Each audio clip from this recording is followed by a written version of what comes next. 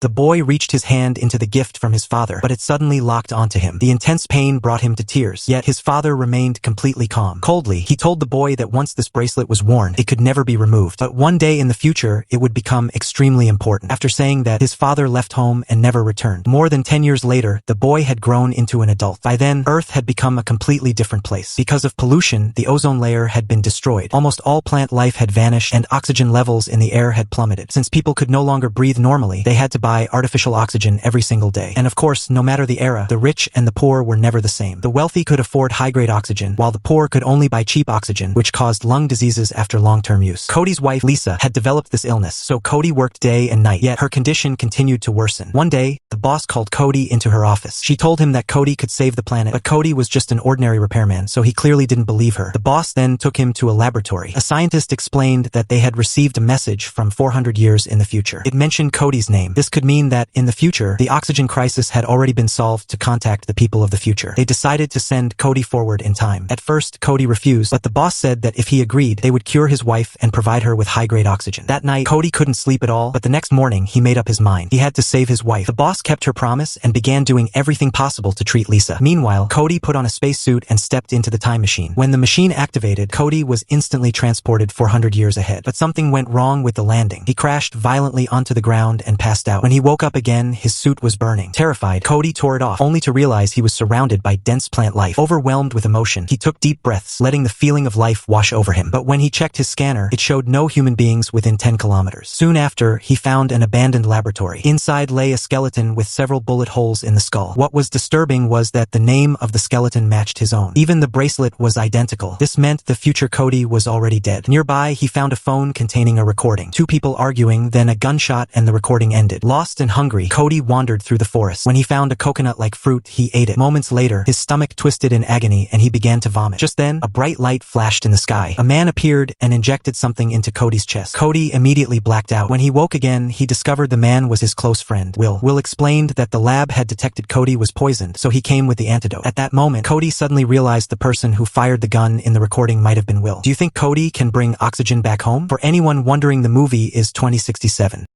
Make sure you subscribe for more movie short.